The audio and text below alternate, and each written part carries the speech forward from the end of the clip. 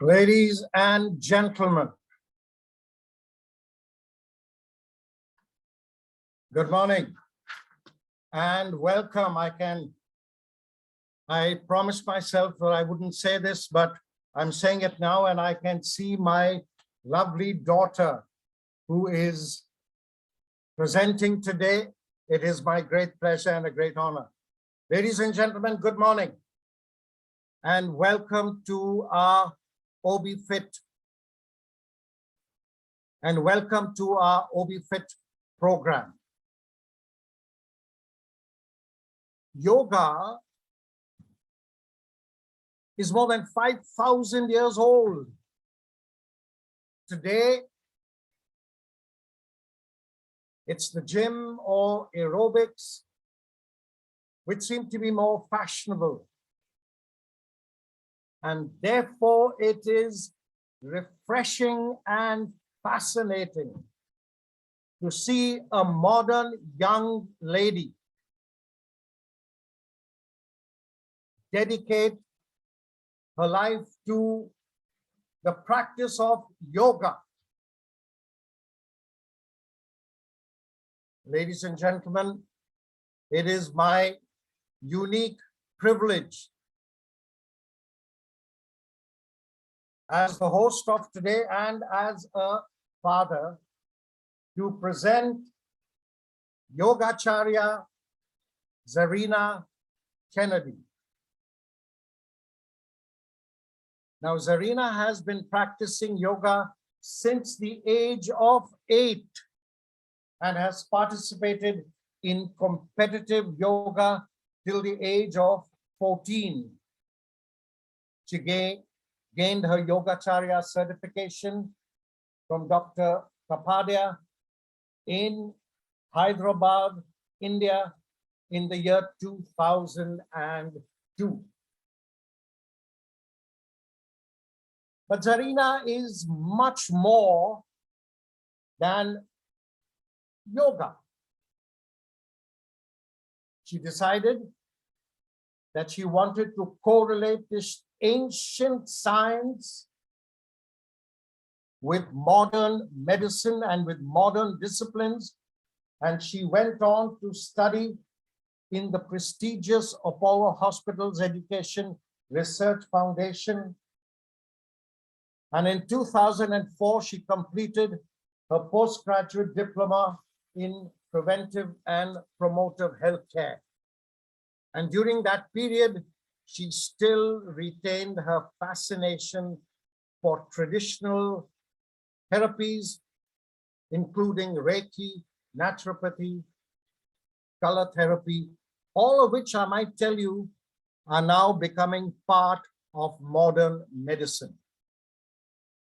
To add another feather to her cap,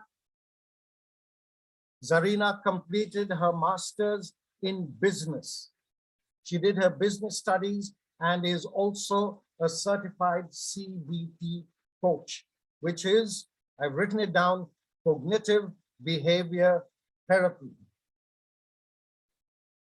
This, I imagine, is the functional part of Zarina's life, because I noticed that she's worked in organizations like the Amazon, Schneider Electric, Clarendon and Parker from Bahrain and India. And she is currently a professor, much to my delight, in management at the University of Stirling in the RAC campus. One would imagine that that is sufficient to Zarina's personality, but no, there is one more side which she has written down, and that is she loves poetry.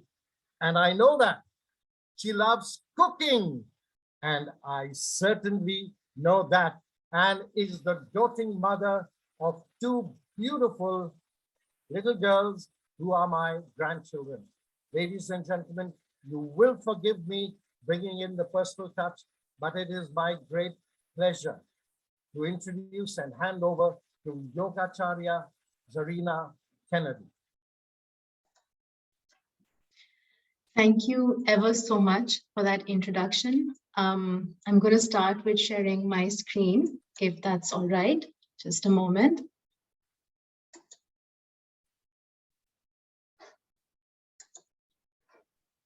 I want to make sure that it's visible to everybody. We can see your slides. Thank you very much. So as we begin, first of all, thank you very much to Arabian Wellness for this wonderful, wonderful opportunity. Thank you for putting together this wonderful weight loss challenge. Thank you. It's a tremendous thing that you're doing. Thank you very much to RAC Hospital, again, for this opportunity and for everything that you have done over the past decade for the Emirate of Ras Al Khaimah.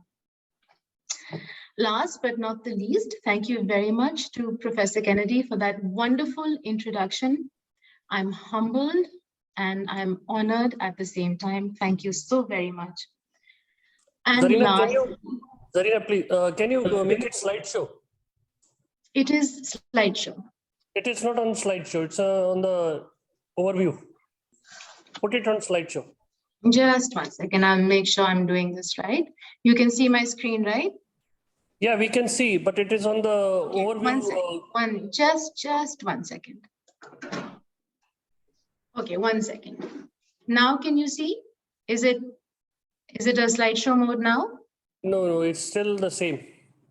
Okay, just 1 second. Okay, I'm going to call in tech assistance. 1 second.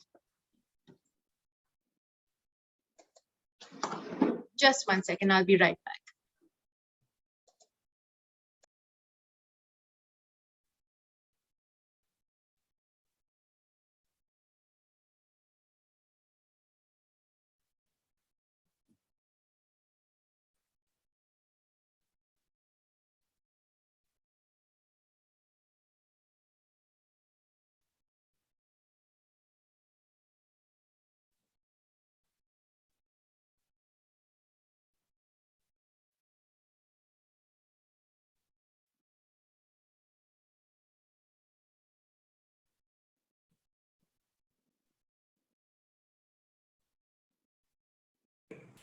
Yeah, perfect.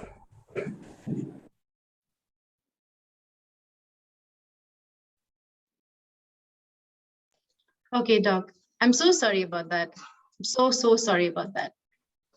Let me also just put my video back on.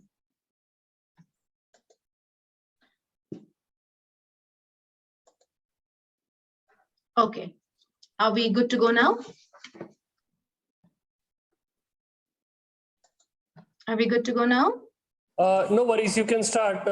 Again, it has come to overview. Now? Slideshows now. Perfect. Perfect. All right. Great. You can start. Great. Thank you so much. Are we able to see Zarina, or are we only going to be seeing the Yeah, slides? everything fine, sir. Everything fine. Perfect. Everything is thank good. you. Okay. Sorry, technology. It has its limitations. Thank you so much for bearing with us through that inconvenience. So I was saying, last but not least, congratulations to each and every one of the participants, of the 10,000 participants in this wonderful event. Whether or not you lose weight, whether or not you win the challenge, congratulations to you for taking a step in the right direction. So thank you all very much, and I'm so pleased to be here. Let's begin now. So what will we cover in this talk? I am from the Bihar School of Yoga. So we will be covering the traditional yoga practice, understanding the holistic approach to disease. I also hope that you will know how to design a complete session for yourself.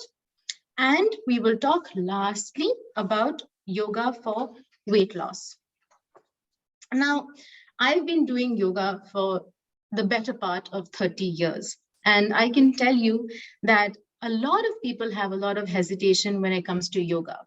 And it's basically what they think it is. Okay, so I'm going to approach this the other way around. And I want to talk to you a little bit about what yoga is not. So yoga is not about pushing the limits of your body. I get to hear this a lot. Yoga is not about being vegetarian. Yoga is not about abstinence and self-denial. Yoga is not boring. It's what you make it. We have 8 million poses. It's impossible for yoga to be boring. And yoga is not just for thin people, as you will see. The other thing I'd like to talk about before we get into the meat of this discussion is I'd like to shift the focus of this exercise from being thin to being healthy. When we look at the Venus figurines, which are 23,000 years old, we see that they all depict wholesome, curvaceous bodies, right? And we look at Renaissance art, all the way art across Europe. And even if you haven't seen that, we've all seen the Mona Lisa. She's not skinny, right? But somewhere along in the 1920s, since then, we've seen this shift from being curvaceous to being skinny. Now, there was an interesting study, and I read this on CNN Health, and it basically showed that in 1920 and in 1980, 1980 was when this model, her name is Twiggy, she became famous, and she was very, very skinny. She was waif-like.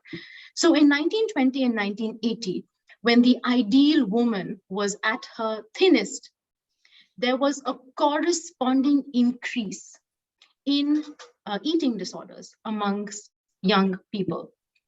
So when I'm talking about yoga, and while we're talking about losing weight, I just wanted to point out that it's very important for us to differentiate a couple of things. One, being thin, two, being skinny, and three, being healthy, and to understand how important it is for us to understand the influence of social media on how young people view themselves. So by no means would I ever want to be part of something that gives people a negative body image. Very important for us to keep these things in mind as we go ahead. So what is yoga? Yoga is a state of mind. It's a state of being. Yoga is awareness.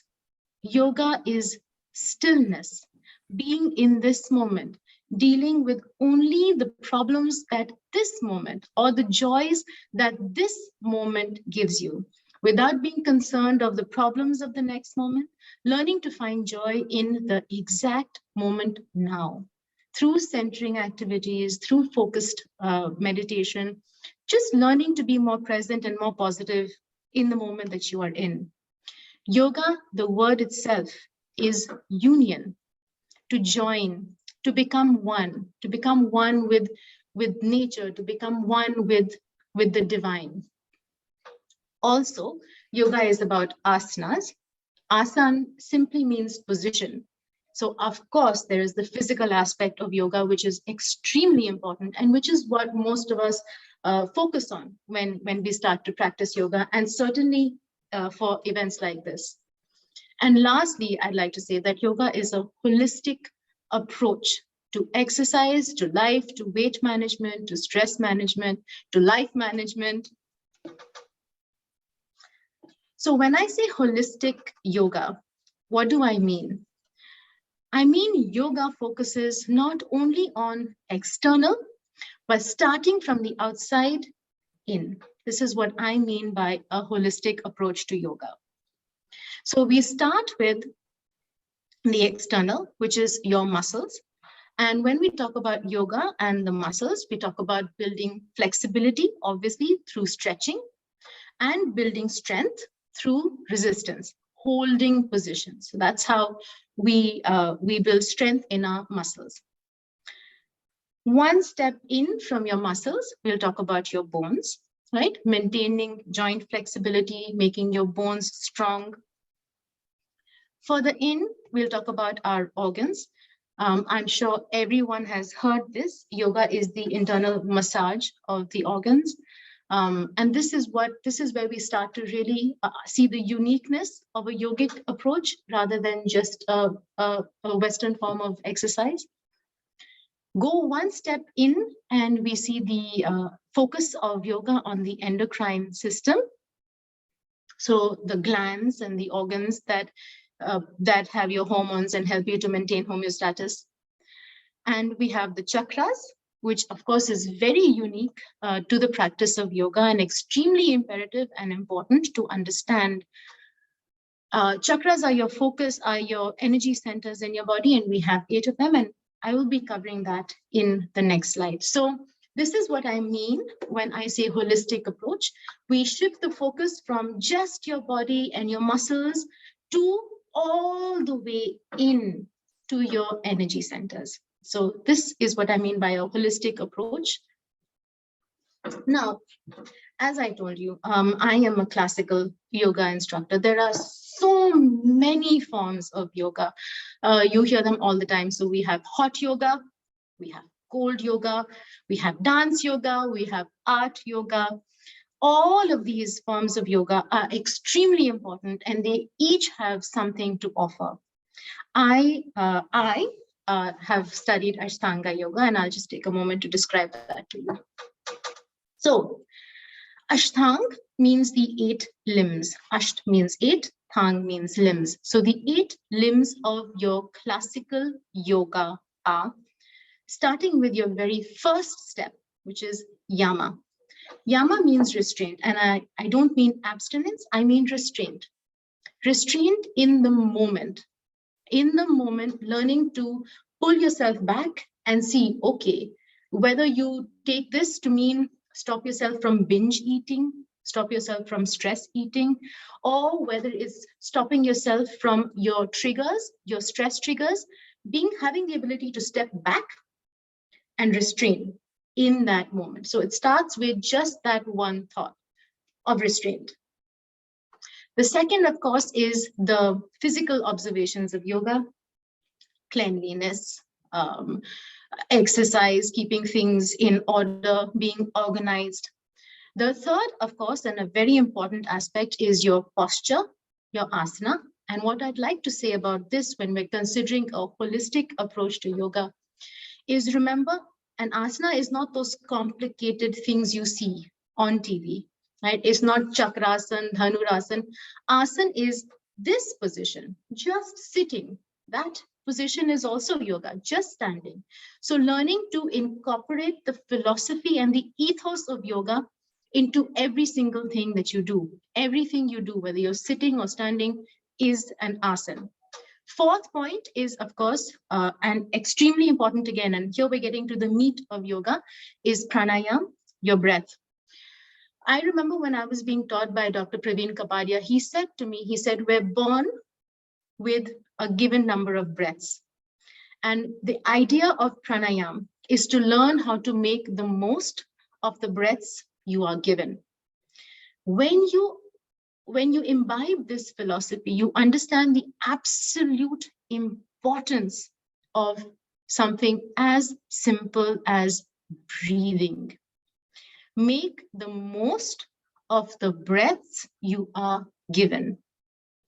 Okay, moving on to Pratyahara, which is turning inward. And this is when we start to see understanding our own energy centers, our own chakras, and understanding what requires fixing. It's a popular term now, blocked chakras. Anyone with an interest in yoga would have read about chakras and how to unblock your root chakra and how to unblock your third eye chakra, etc. So Pratyahara is the point where you start to really look inward and understand your energy centers. Dharana is concentration, which of course we build through meditation, which is dhyana. And lastly, the end objective of yoga, as I've mentioned before, which is samadhi, which is oneness with all living things, oneness with the universe, and might I say, oneness with yourself. To stop fighting the fight we fight with each other, with ourselves every day, within ourselves. So here we have it, the 8 limbs that one must consider when practicing a classical form of yoga, which I have learned from the Bihar School of Yoga. These are your 8 limbs that you must consider. Very important 8 limbs to have, to understand. Now, if you look at this slide right here, I was talking about the chakras and the energy centers of your body. Okay, so the image on the left, okay, to the left of the image on the left, you have the energy centers known as your chakras. And we start from the bottom up, your root chakra. Your root chakra is what gives you a feeling of safety and grounding. You have your sacral chakra, also known as the Swadhisth chakra in Sanskrit, which is what helps you to feel pleasure, helps you to feel satiated. Then you have your solar plexus, right, which is your Manipura chakra. And this is what gives you feelings of confidence, courage, strength. You have your heart chakra, which is your Anahita chakra. And this is what helps you with feelings of connect, love, emotion. Then you have your throat chakra, which is what helps you with expression of yourself, expression of your inner feelings. You have your third eye, which is known for its effect on creativity. And the very last chakra that we see, which is the crown chakra or the Sahasrara chakra. If you look to the right of this image, you will see corresponding to each of these energy centers is part of your endocrine system, right? So you see at the root chakra, we have your reproductive organs. You see at your sacral chakra, we have the adrenal glands. You see at the solar plexus, you have your pancreas. At the heart, you have your thymus. Throat, you have your thyroid gland. You have your pineal gland. And right at the top, which is also the top of your chakra centers, the crown chakra, you have the pituitary gland. And the pituitary gland, as we all know, is responsible, or it has a role in controlling all the other glands in your endocrine system. To me, it seems like no coincidence that there is such a strong correlation between what we now consider art, but was the science of its time. 5,000 years ago, we were already understanding, in the form of the time, we were already understanding that there are certain areas of our body, what we call energy systems at that time, chakras at that time, which have a direct impact on our health, on our well-being, on our metabolic rate, on why people are the way that they are. If you look to the image on the right, then you see the corresponding organs to these chakras, endocrine systems, corresponding organs. And since I am a teacher of management, can I just draw your attention to Maslow's hierarchy of needs right here? So if we've studied Maslow's hierarchy of needs, we understand that the very base of his pyramid is your physiological needs, your needs for safety, your need to physiological, your need for safety, your need for reproduction, your need for food. And that is amply represented by the root chakra. And as we go up, your need for love, your need for connection, which we have here in the Anahita chakra or your heart chakra, and ending with your need for self-actualization, which we can see over here in your crown chakra. So what I want to bring to your attention here is I've studied this for many, many years. And to me, the correlation between your energy centers, your endocrine system, and what we know as psychology is not coincidental. There is a direct correlation between these things. And I know that I am in the company of esteemed medical professionals, but I say this with some amount of research in this topic. So good. So we'll just sum up this slide. the importance of chakras on the endocrine system and the correlation between chakras, your endocrine system, and your overall health. I'm going to take a moment now to share with you a demonstration that I have done of yoga, of a yoga session. Just a moment. And then we will come back to this talk.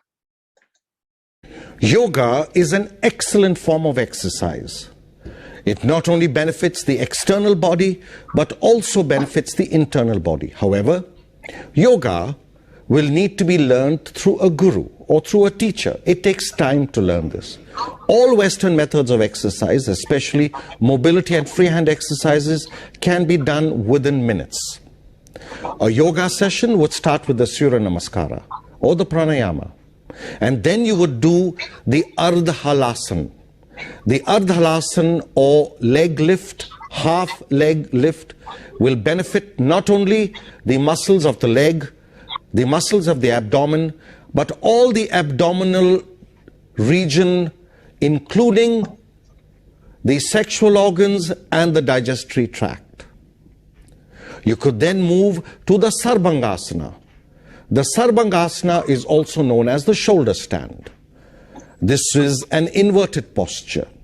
It will improve your circulation. It will increase the blood flow to the brain. It will activate the thyroid, which means it will activate your metabolism. You could then move to the Halasana. The Halasana or the Hal pose, the plow pose. The plow pose is important not only for the thyroid gland, which is contained in the neck, not only for the spine, but also for extending the legs and stretching the muscles. You would then go into an opposite position, and that is the Matsyasana. The Matsyasana is an exercise that is referred to as the fish pose. The fish pose is expanding the chest.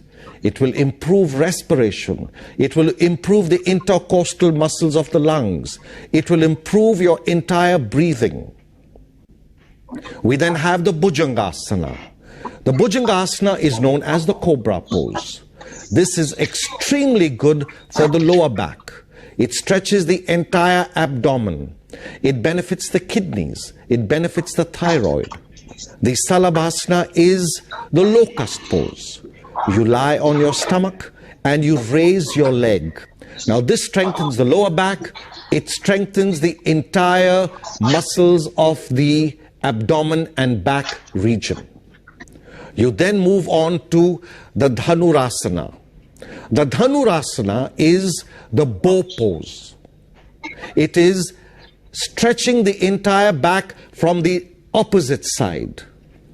It strengthens the back so that you do not have any back ailments. The opposite of the Dhanurasana is the Naukasana or the boat pose. The Naukasana would strengthen the abdomen. The Bakrasana is a good exercise to do, a good yogasana to do. This is the spinal twist. It improves not only the spine and the nervous system, it improves the entire digestive tract. It massages the internal digestive tract, the pancreas, the duodenum, the large intestine, the small intestine, everything connected to digestion. And then you have the Paschimottanasana or the toe touch. Stretches the spine, compresses the entire digestive tract, and is beneficial to all the organs of the reproductive tract. No yoga program is complete without the pranayama. You could do the Bhastrika, you could do Kapalbhati, or you could do Anulom Vilom. Anulom Vilom is an easy alternate nostril breathing. You breathe through one nostril and breathe out of the other nostril. Not only does this purify your blood, it relaxes the brain, it brings down the brain waves, it releases endorphins in the body. In between asanas, unlike Western exercises where you exercise and increase the heart rate, in yoga, in between asanas, we reduce the heart rate. How do you reduce the heart rate? You reduce the heart rate by doing the Shavasana. What is the Shavasana? The Shavasana is to lie down like a corpse. It is the primary meditative pose. You lie down like a corpse and relax the entire body, bring your heart rate back to normal, and bring your breathing back to normal.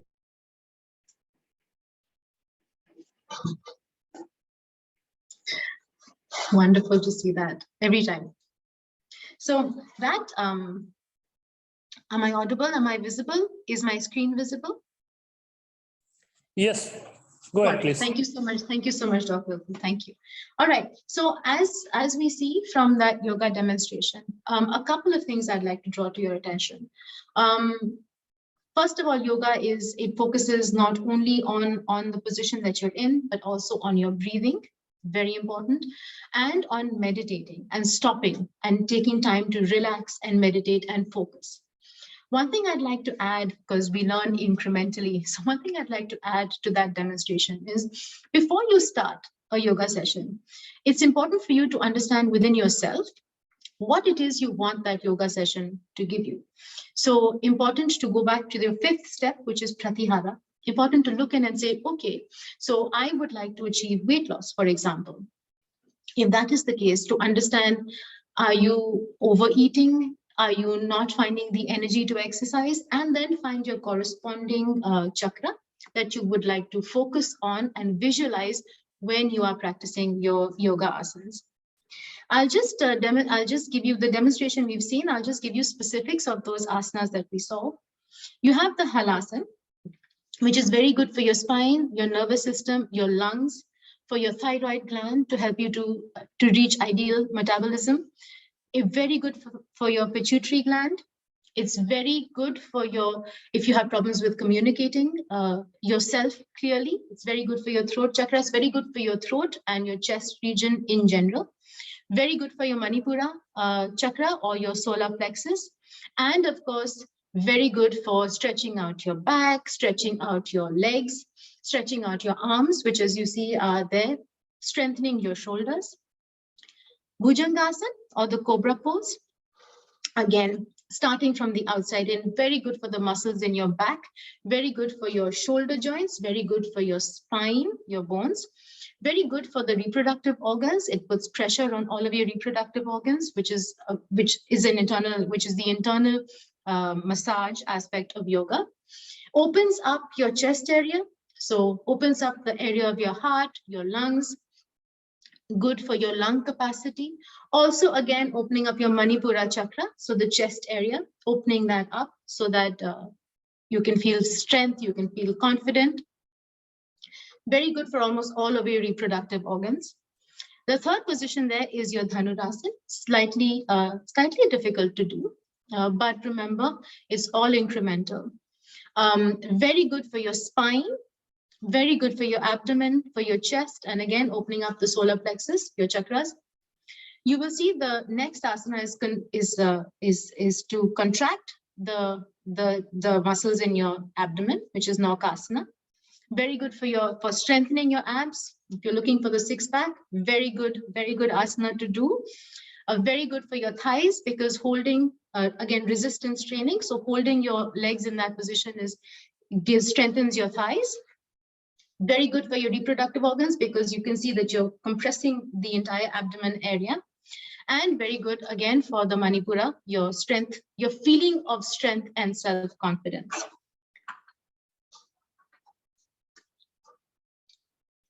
The Matsyasana or the fish pose helps you to open up your chest area, very good for your thyroid gland.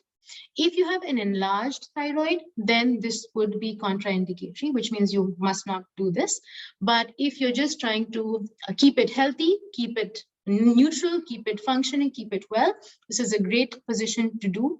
It also stretches out your neck, it's good for your shoulders, good for your abdomen, because it helps to open up all the muscles you've been constricting in your Naukasana.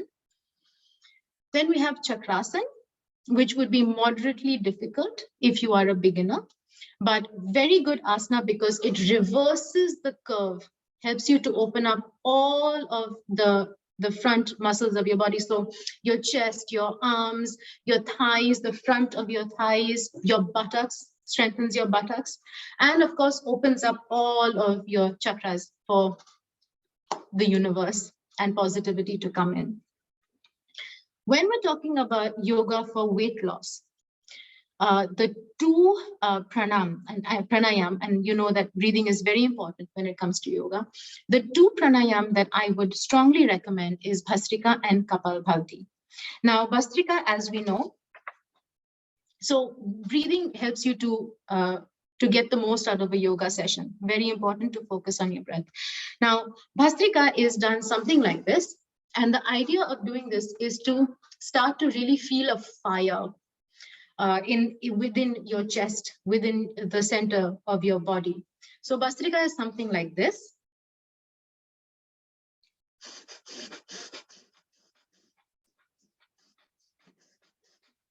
Okay, so I'm focusing on breathing in, quick breathe in, quick breathe out, like a forced breathe in, forced breathe out. And that helps me to really get the oxygen going, really helps me to raise my heart rate. It also makes me contract the muscles in my stomach, makes me contract in general, very good to start the fire burning. And then you have Kapalbhati, which is similar to Bhastrika, except in Bhastrika, you breathe in and out very quickly. Whereas in Kapalbhati, it's one deep breath in.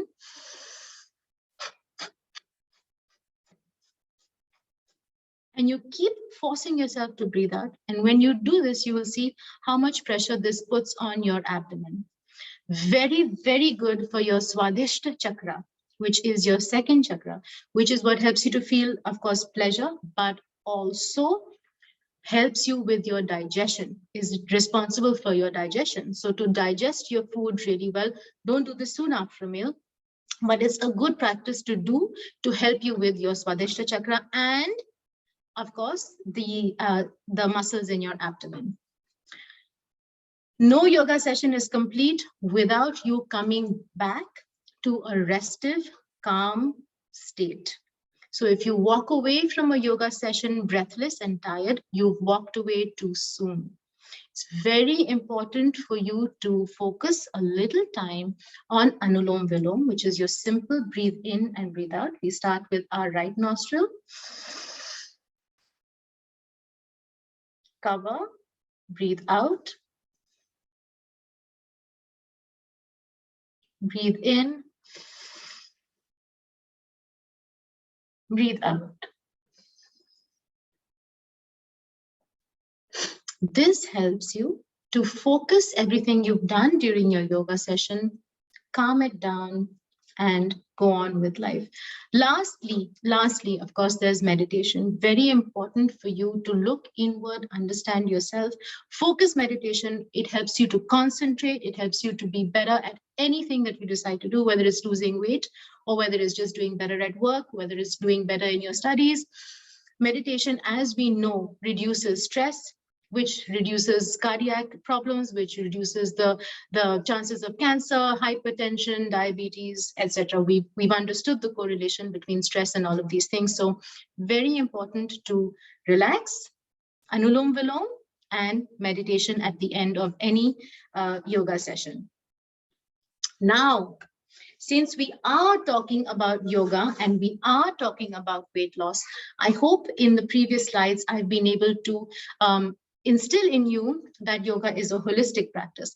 But let's get to the nitty-gritty of those calories being burnt. And may I introduce to you then the Surya Namaskar.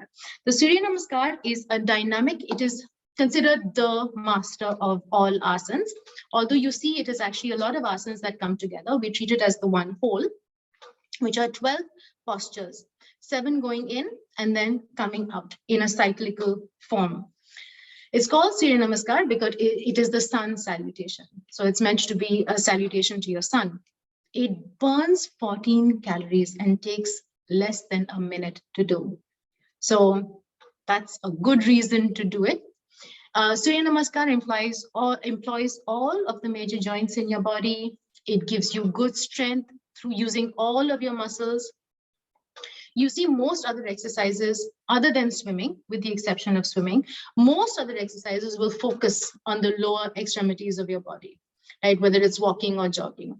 But Surya Namaskar helps you to employ each of your muscles, and the yoga asanas are designed to do that. The series is designed so that you use all of your muscles. It's known as the ultimate asana. It helps you to bring down your sugar levels, helps you to burn calories, increase the heart rate. It is part of a good yoga session, but can be done independently also. Remember to meditate or to do Anulom Vilom at the end of Surya Namaskar. So at the beginning, 5 repetitions is good if you're just starting off, and it can go up to 50 or 100, whatever is your physical capability and how much time you have and how comfortable you are doing this. Remember, if you feel like you're overdoing it, you are overdoing it. And the idea is to be sustained, not intense. So I'll just take a moment to describe to you the Surya Namaskar.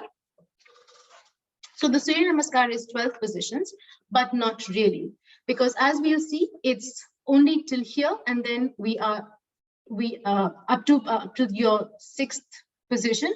You are going into asanas, and then you start to see from the 7th position onwards, you're just returning your asanas.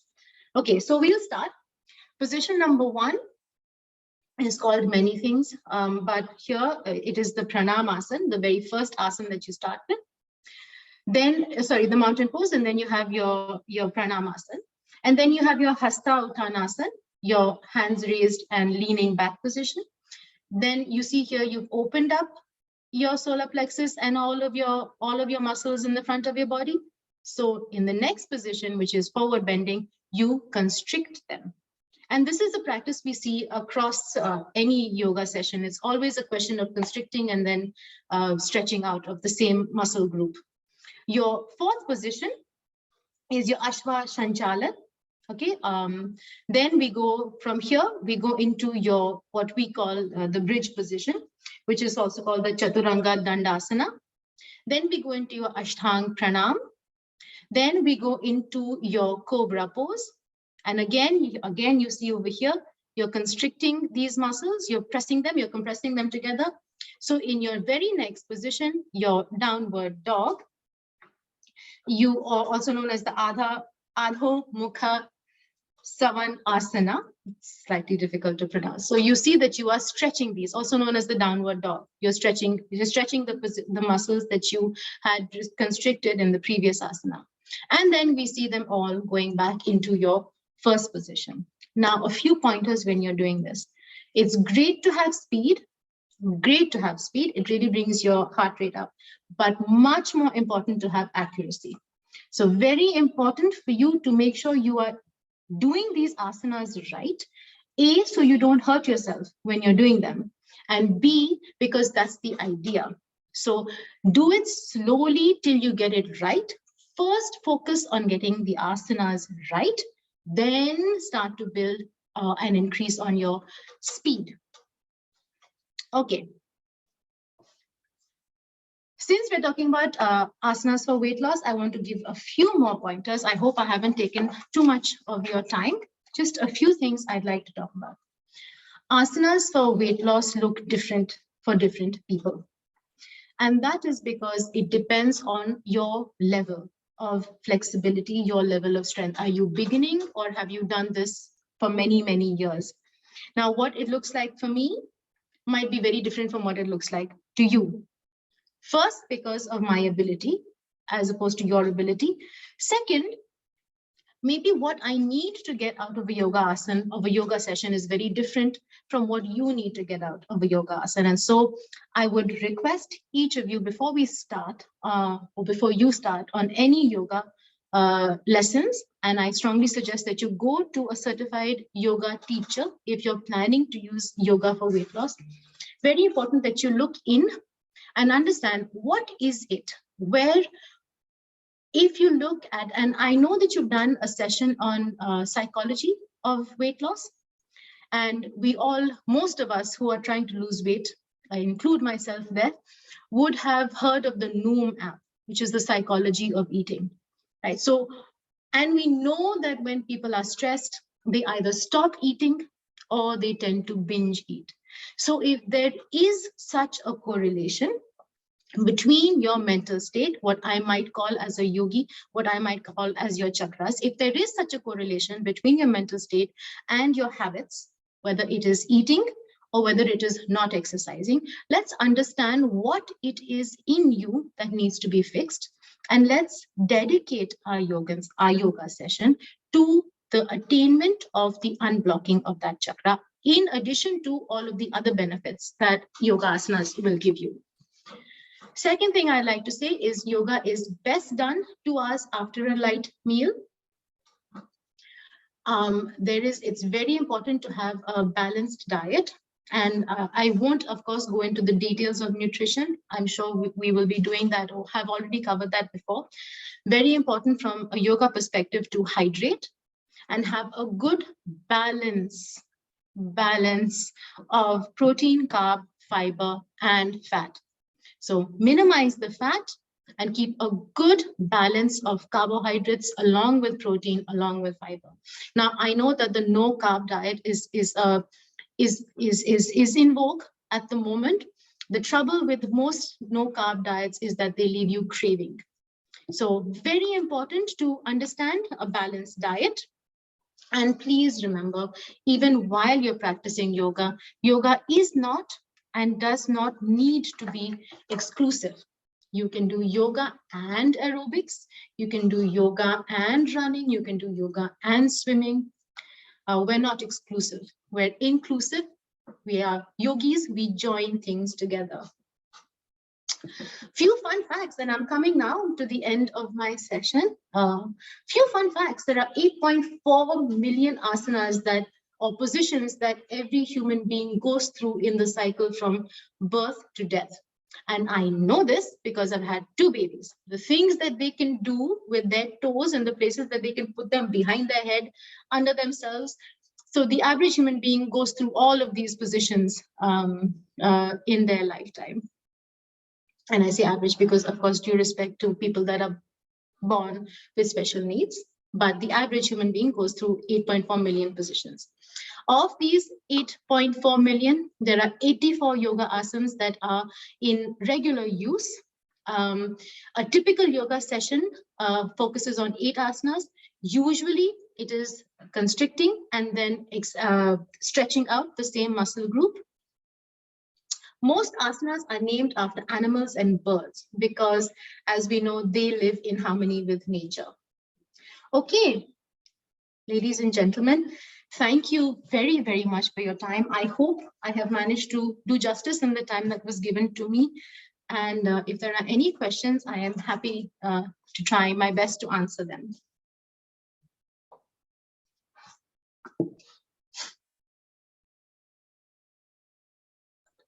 Sir, you're muted. Dr. Kennedy, you're muted. Unmute, Vira.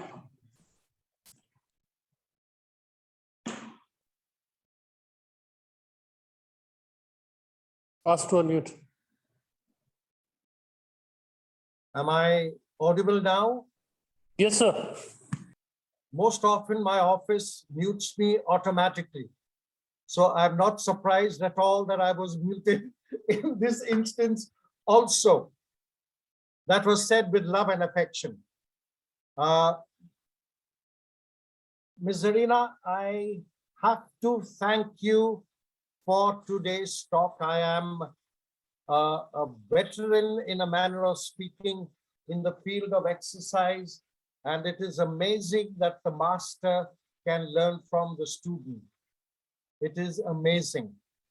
I was particularly taken up with the correlation between the yogic chakras and the endocrine system, and the correlation between yoga per se and all the body systems. You spoke about various yogic positions and correlated it with various body parts. And we spoke about the thyroid, which manages metabolism. We spoke about the abdomen, We spoke about respiration, the lungs and the heart, and so on and so forth. And more specifically, coming down to weight loss, we spoke about the Surya Namaskara. And here is where I did a quick calculation. And this is where you acquire new knowledge. 14 calories per cycle of Surya Namaskara. 14 calories. Now, if you multiply that into a yogic session of say 45 minutes to an hour, it will amaze my colleagues from the gym to know that this tallies up to over 650 calories. Now that 650 calories can only come with 1 hour of continuous running. And that is the amazing part. When you talk about yoga, one would imagine that you're talking about relaxation and meditation.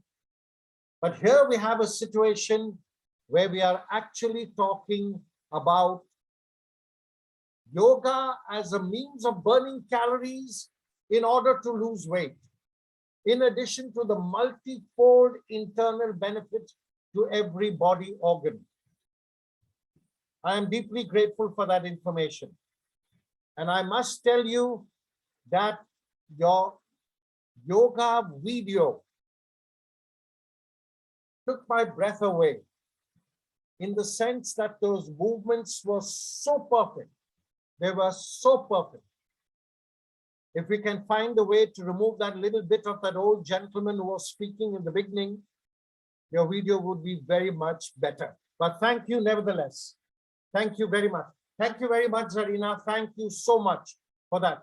Dr. Wilku, sir, in case we have any questions, I'm sure Yes, you will compile and make them available.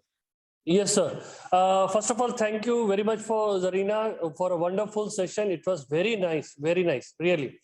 Now, according to questions what we have received, my question would be first, what inspired you to be a yogacharya? How you went into a yoga? Thank you. Thank you so much for that question. It gives me tremendous pride and honor to answer that question. And the answer is simply, I have had great masters. So starting with Mr. Bhattacharya, who used to come to my house at the age of 8, and he introduced me to the flow of energy that yoga has, and I've just been an addict ever since. Secondly, Ms. Namita Adhikari, who takes the most flawless yoga session you will ever have the privilege of attending. And I have learned tremendously from her. And of course, Dr. Praveen Kabadia, who is just the embodiment of wisdom and vitality. And he taught me so much. So I had the interest at the age of 8, and it has just been fed by tremendous masters and learning thereafter. Yeah, thank you so much. I would like to take first question. Mr. Harsaj Singh is asking, is aerobic better than yoga for a weight loss? How do you compare it? You have already mentioned, but the question... Yeah, I thank you. Thank you for that question. Here's the thing. I'm sorry, I didn't get the name of the person who asked the question. Harsaj. Harsaj, here's my answer, right? As I've always said, you don't need to make a choice, don't make it. Yoga is an inclusive thing. You don't have to practice any one regime of exercise in isolation. All forms of exercise will only benefit from each other, right? So the only thing I would say, the one area where yoga maybe benefits a little more than aerobics, and I've done both, where yoga benefits a little more than aerobics is the focus on yourself and your energy centers and the work that you need to do within yourself. So it's combining psychology, it's combining your knowledge of science, and then your application of exercise. So that's the one place I feel the holistic approach is the one way I feel that yoga is better than aerobics. But again, You don't need to choose. There's no need to choose. There's no fight. So go ahead and practice everything. Every step you take in the direction of weight loss and being healthy is a step in the right direction. Yeah, thank you. Mr. Bharat Rathore has two queries about it. And first question, I would take both the questions together.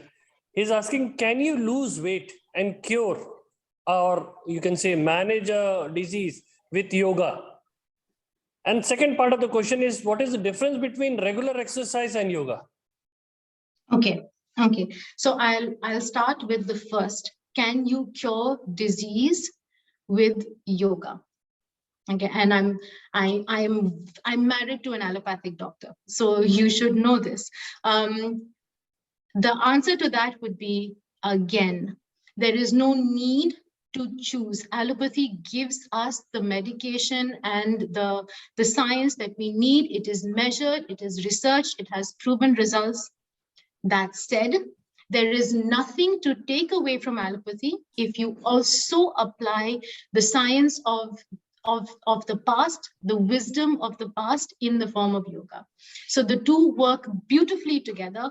Why even try and isolate those two? And just one thing I'd like to say, one of my favorite people, Tim Minchin, he said this about science, since we're talking about curing disease and therefore referring to allopathy. He said, science is simply the word we use to describe a method of organizing our curiosity. It's easier to say science than to say the incremental acquisition of understanding through observation, humbled by an acute awareness of our tendency towards bias. And the reason I say that is because we all have a bias, and then we start to build on knowledge that helps to feed that bias, when all we really need to do is be inclusive. So that would be the first part, yoga important with allopathy. And the second part is the second part of the question was, why is yoga different from aerobics? Or what is the difference between the two? And again, I think I've answered that previously. Yoga focuses a lot on breath. It's not just about calories in and calories out. It's not just about strength. It's not just about flexibility. It's a holistic approach. So here is the difference in my mind between the two. Thank you. I would like to add to your point, to both the parts. Yes, yoga is supportive in any medication to manage the disease. Rather to say cure, it helps to manage the disease along with whatever medication or any type of therapy you are having. Second part, like you said, the difference between the regular exercise and yoga. My perception is yoga is a passive way and other active exercises are an active form. So both have their own impacts on the health. And now I will take another question. Okay, we have received other questions also. You also said during the explanation of chakras, yoga is an internal massage. Different asanas you have mentioned. Yes. Is it an internal massage? Please explain it more properly. Okay, so thank you for that question. Yoga is popularly known as the internal massage, and that's because when you are doing, I'll take the example of Naukasana, right? So we all do sit-ups, right? Similar, it's the dynamic form of Naukasana. If you were to just do a sit-up, you see that you put pressure on your stomach and you focus on the muscles of your abdomen. Now, if you breathe out like you're supposed to in Naukasana, you feel that the impact of that on your abdomen goes just below, and it intensifies the effect on your muscle, which then penetrates deeper and therefore puts pressure on your organs, on your internal organs, which is why we call it the internal massage of organs, because it's the breathing that helps you to intensify the effect of your physical activity, and then that goes on to build pressure on the corresponding organ that the asana is targeting. So therefore, it is the internal massage of the organs. And that, as we know, of course, then helps you with all of your other bodily functions. So, when you're doing Naukasana, it helps you with your pancreas and helps you with management of diabetes or whatever it is that you're trying to solve with that asana. Yeah, thank you. I would take another question. Parampreet is asking, how many days should we need to do yoga in a week? Every day. Every day, all the time. You can't help but do yoga, Parampreet, and that's just the truth. If you're sitting, you're doing yoga. If you're standing, you're doing yoga. But if you're talking about a particular yoga session, it again depends, and I would request that you talk to some to a yogacharya. If you're using it in isolation, then please, again, every day. If you're doing it in tandem with other exercises, then it depends on your schedule.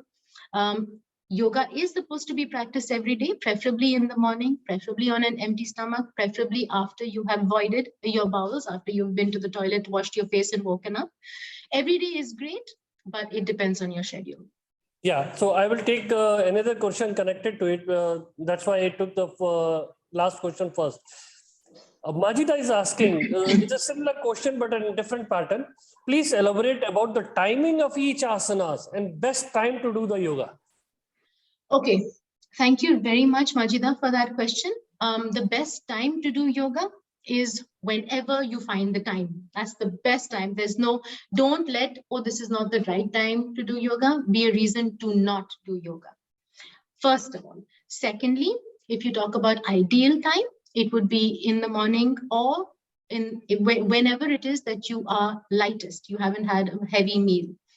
Very important before you start a yoga session to please make sure you have gone to the toilet, because as you, if in the middle, when you focus on certain asanas, they put a lot of pressure on your bladder. You want to make sure that it is void. As for how long to hold a position, 15 seconds is a great time, because that starts to really build strength through resistance.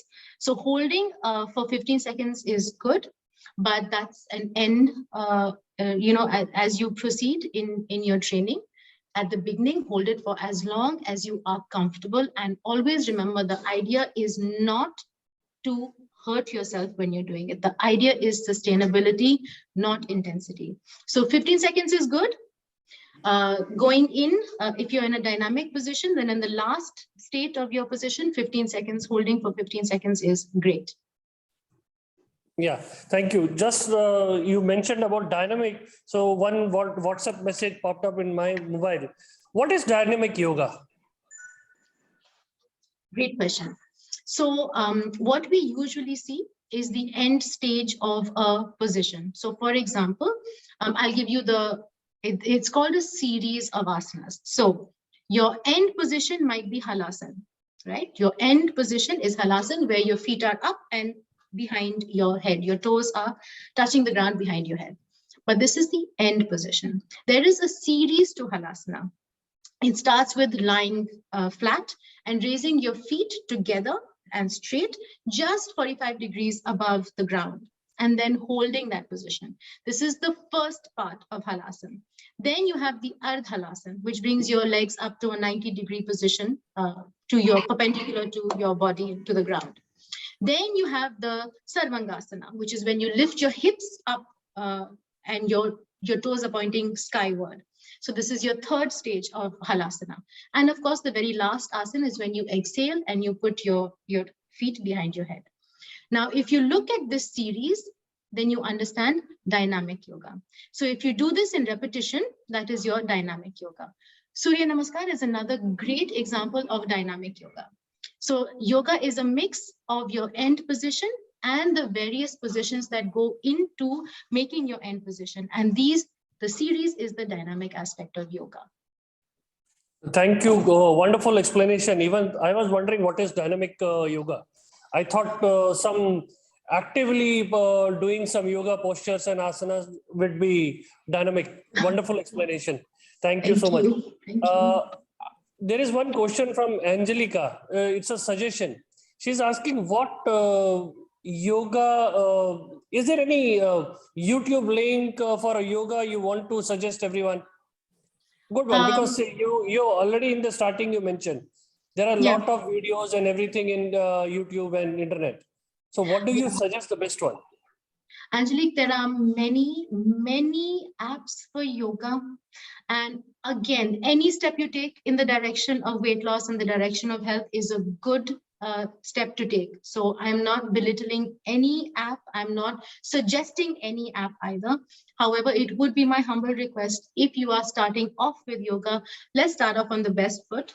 Find a really good yoga instructor, yogacharya, who understands the concepts of holistic yoga, and learn from them. And you'll be amazed how quickly, once you get the basics of what yoga should be, how quickly you're able to do it by yourself and for yourself. So I'm sorry, I can't recommend any one app. The video that we shared is a great video, but I don't recommend any one app or any one YouTube channel or any one instructor, because Yeah, yoga has to work for you individually. Yeah, thank you. Straight and unbiased answer. Thank you so much. Questions are over. Professor, over to you. Thank you. Thank you. Thank you, Dr. Wilku, for those lovely questions. And thank you, Ms. Zarina, for your answers. I noticed that there were some very difficult questions. For example, the question about the choice between allopathy and yoga. A very complicated answer, especially since you are already married to an allopath. I can understand, but it was a good answer that you never have to choose. These things are so compatible. They also the question about what is the best time for yoga, and your answer was there is no best time, there is whatever time that is ideal to you. And I could not have given a more diplomatic answer to that. Excellent. And there were some very factual answers. When the answer to the question of internal massage was very clearly explained, and Dr. Wilku was delighted with that one. And the dynamic asanas, where dynamic yoga, where you spoke about the combination of movements to make that make yoga dynamic. And of course, your reference, which still takes my breath away in terms of the calorie value of Surya Namaskar as being a dynamic yogasana, which was excellent. All in all, thank you very much, Yogacharya. Thank you very, very much for that extremely knowledgeable presentation on yoga. We usually see yoga as a series of movements, and we usually have very little biologic explanation of the movement in reference to the human body.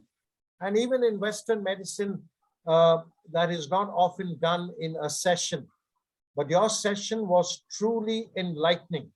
I think that comes from the management aspect of your personality.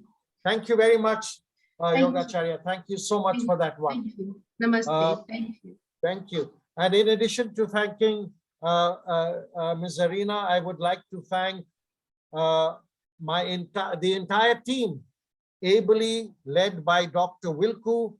Thank you so much, Dr. Wilku. And I know that there is Sapraz in the background from your side. I know that there is Saloni on the background on the other side. I know that Sada is there. I know that the IT team is there. I know that RAC Hospital is behind this venture, and I am thankful to all of them. I am so grateful to our audience who have been so kind to come in week after week and listen to our programs. I recall in a press interview only the other day, I was asked, and how many individuals come for your webinars? And I returned the question by saying, are you talking about the individuals who actually participate, or are you talking about the hundreds of individuals who look at the entire webinar day after day thereafter? And the number goes into hundreds. Thank you so much. And I might also tell you, friends, that if you were to look at countries, you will be amazed to know that these webinars are reaching the United States, the United Kingdoms, Europe, Africa, Asia, India, and of course, the UAE. So I would like to thank you all very much. Our next, I can see it is already up. Our next webinar is, I believe, on the 12th of February. On the 12th of February, we have an interesting speaker, Ms. Kiru Kishore Kumar, who will be talking, as I recall, who will be talking about microbiomes and gut health, an exciting new topic in the area of nutrition and weight loss. We look forward to that session. Friends, with that, thank you ever so much once more to our speaker, our audience, and our support systems. Thank you and have a great day. Thank you, sir. Thank you, Zarina. Thank you. I'm honored and privileged. Thank you.